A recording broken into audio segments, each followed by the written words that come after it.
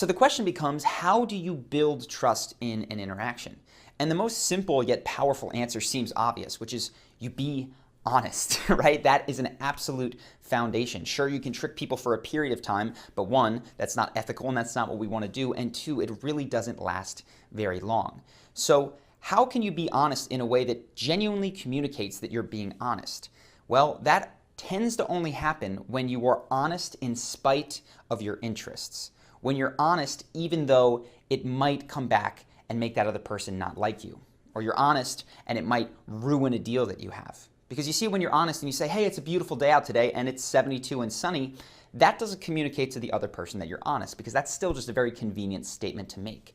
But when you instead open up and reveal perhaps a vulnerability about yourself, something that other people might be embarrassed or ashamed of, in that moment they're going, okay, this person has said something that acts against their best interests. And because of that, I know that I can trust them to tell me the truth, because they value that above presenting their character in some sort of predetermined way to get me to feel a certain way about them. We're stepping back from all these different kinds of interactions that are truly, they're based on manipulation. Manipulation is when you are a certain way solely in order to get a reaction from the other person. And a dishonest thing to do would be to walk up to someone, they ask you how you're doing, you're having the worst day of your life, and you go, I'm excellent.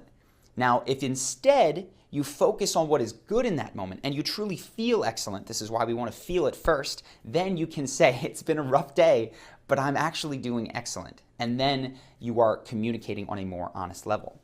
One of the things that really showed this to me is the YouTube channel. I've done a lot of videos, some of them that have more facts, some of them that are more useful than others. But when I get approached by fans, there is one video that gets mentioned probably 80% of the time. It's not my most popular video, it's just my most real. And it's one that I made after a breakup called Why You Don't Feel Good Enough. And this is the video that takes, I've realized, people from enjoying my channel, liking our channel, to trusting me, to feeling like I am someone that has their best interests in mind, that I am someone who is like them. And in that video, I talk about the difficulty that I'm having with this breakup. I don't stand there and pretend to be some guru who has charisma completely locked down and doesn't feel any sort of negative emotion. It was a tough moment for me, and I spoke honestly and authentically about the struggle that I was having in that moment. I've also noticed this with one of my mentors, Tim Ferriss. Tim Ferriss has transformed many people's businesses, including my own. If you're not familiar with who he is, he wrote The 4-Hour Workweek. He's given multiple TED Talks. He's probably worth somewhere near $100 million. So there's tons of reasons to respect Tim Ferriss. But what I've learned about him as I have spoken to people who really like and admire him is that, yes, people respect the things that he's shown them how to do. But where they really begin to like him and trust him is when they found that he shared his experience with suicidal thoughts and how one day he came this close to actually committing suicide. And though that's not something that I've personally gone through myself, the mindset that I want you to step into is that if you are experiencing something, whether it is a joy, whether it is a suffering moment, or anything in between, it doesn't matter if people are talking about it. You are not alone. So if you're feeling like you are alone in some kind of situation, feeling whatever you're feeling, no one else is speaking up, and you happen to say it, you're saying, you know what, I'm struggling with this thing, two things are going to happen.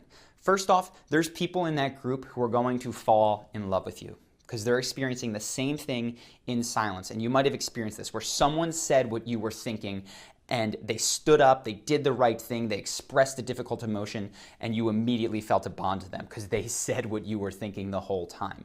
And two, for the other people in that group that aren't necessarily feeling the same thing as you, they cannot help but you go, you know what? That was an unpopular opinion. I might not like it. I might not like this person, but geez, I cannot help but trust them, because I know that they will say the truth even when it is inconvenient. And this is worth bearing out in a couple of stories, which is what I'm going to do now, because I want you to think in your own life, where aren't you doing this? There's one story from the book, The Speed of Trust, Stephen Covey. He enters law school. And on the first day of exams, the professor hands out the exams and then walks out of the room. And they're going, we got a 3-hour test. Where is this professor? 15 minutes go by, professor doesn't come back. And it becomes clear that he has trusted them to just take it on their own. And unfortunately, what happens in this room of somewhat cutthroat achievers is that they start to cheat. People are looking off other people's pages. Some people are speaking. Some people are opening the textbook. And this person, I believe it's Stephen Covey, sits in the back, goes, oh my goodness, what have I gotten myself into? I've worked so hard to be here, and now I'm going to be competing against a bunch of people who are cheating. So he takes a deep breath, and he stands up and he says, hey, listen, I worked extremely hard to make it here. I put in long hours. I'm not here with my family right now, and I'm here to learn and to achieve and to excel. And I am not okay with the rest of you undercutting the hard work that I have done by cheating. So please stop now. And then he sat down and he took the rest of the test. Now, of course, some people in that room bristled. They felt very uncomfortable. They were called out. They might have hated him tremendously in that moment. But as you can imagine, they had to A, trust him, and B, respect him, which is what we're going to get into more tomorrow, for being a leader in that moment.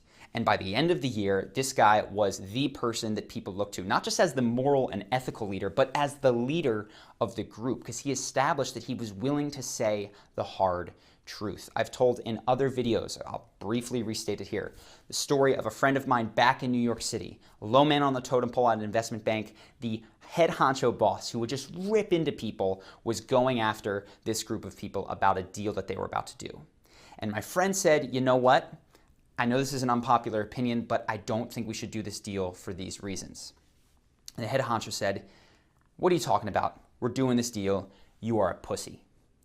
And my friend is Eastern European. And as you know, even in America, that's really not nice to say, but in Eastern Europe, it's especially offensive. And he took a deep breath, controlled himself, and said, do not ever call me a pussy again. And just stared at him. And the boss said, okay, sure, yeah.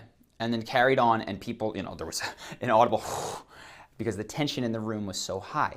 But after that moment, again, the amount of trust that he had built amongst his colleagues for saying the unpopular opinion in front of this guy, and then for standing up from himself and doing the right thing in terms of saying you don't treat people that way. The amount of trust and then respect that that built was immense, and it completely transformed his relationships, even though that guy, he knew he was running the risk of making his life harder at work. So when you think about trust, think about saying the things that are honest but are not in your best interest, that maybe are unpopular opinions. And if you can share these vulnerabilities like I did on the YouTube channel, or these hard moments of confrontation, they're not always going to be the most pleasant moments. But going into the future, you establish a trust and respect that is very, very hard to simulate in any other way.